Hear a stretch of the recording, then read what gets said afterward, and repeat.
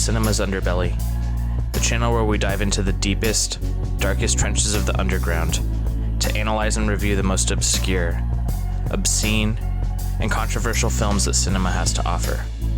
I'm your host, Jonathan Doe, and today we'll be reviewing the infamous August Underground films. The August Underground Trilogy are a collection of pseudo-snuff features, written, directed, and starring Fred Vogel. The films have gained an infamy for their ultra-realistic and brutal scenes of sexual violence, torture, and murder.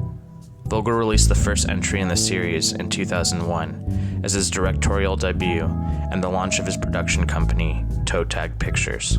Vogel was a professor at the Tom Savini Special Makeup Effects program, and he used his expertise in these areas when developing the August Underground films.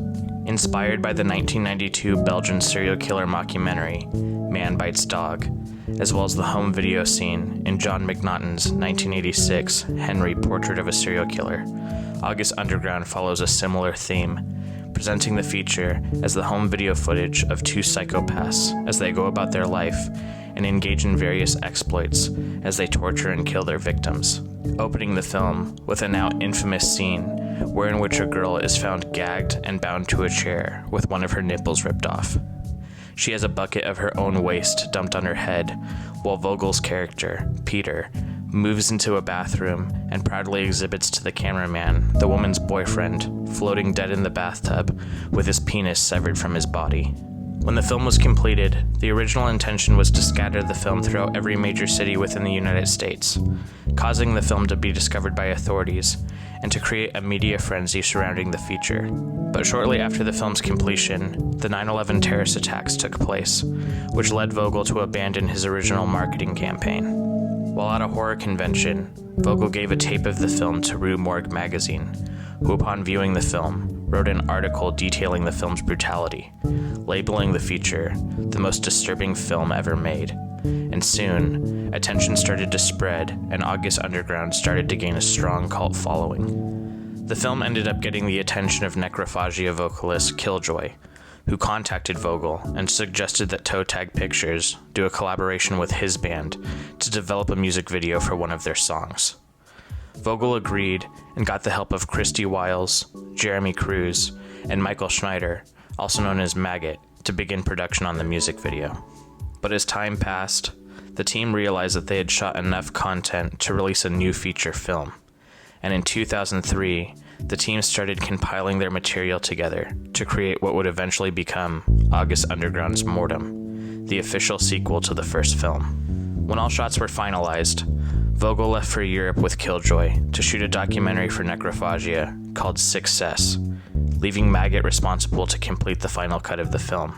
But when Vogel returned, he was surprised to see that nearly all scenes involving his character, Peter, had been cut from the picture, with the film focusing almost exclusively on the interactions and relationship of the characters played by Maggot and Wiles. Due to time constraints, this cut of the movie was screened as the first US premiere of the film, but following the premiere, Vogel decided to part ways with Maggot and take back control of the feature, choosing to shoot additional scenes and recut the film to better fit his understanding of the August Underground universe. This cut of the film is what would eventually be released by Toetag Pictures, as well as the version that most fans of the series recognize today, though the original cut of the US premiere remains available through Schneider's company, Maggot Films. And despite these artistic differences, the team recognized that the feature had the potential to be a career launching point for all individuals involved, and they decided that Wiles, Maggot, Cruz, Killjoy, and Vogel deserved to equally brandish the directorial credit for their involvement in the film. As for Mordum itself, the film is arguably the most well-known and infamous entry within the August Underground Trilogy, and regardless of the cut that you choose to view, both edits of the film graphically depict scenes of incest, rape, necrophilia, infanticide, disembowelment, abhorrent acts of sexual violence, and murder, resulting in the film receiving controversy and censorship more than any other film within the trilogy, including copies of the film being confiscated by Australian customs officials in 2004. as well as Vogel being arrested while traveling to a convention in Canada with pending charges of transporting obscene materials into the country. The charges were eventually dropped after Vogel spent roughly 10 hours in customs prison being investigated. After the release of August Underground's Mordum and his documentary with Necrophagia, Vogel took a break from the franchise to work on Nick Palumbo's 2004 Murder Set Pieces, as well as return to the director's chair with his own Red Sin Tower in 2006. But in 2007, Vogel would return to the August Underground universe and release the third and final entry in the franchise, August Underground's Penance. Following in the same formula as the first two entries in the series, Penance focuses specifically on Vogel and Weil's characters of Peter and Christy as they continue to torture and murder their victims, as well as document their relationship and mental health deterioration. Presented with much cleaner and less chaotic cinematography, some consider this final entry to be the tamest within the August Underground trilogy, though I personally feel that this final entry contains one of the most unsettling and brutal home invasion scenes to come out of the extreme horror underground. In December of 2016, Toetag Inc. would release all three August Underground entries on Blu-ray, presenting the films as one long saga.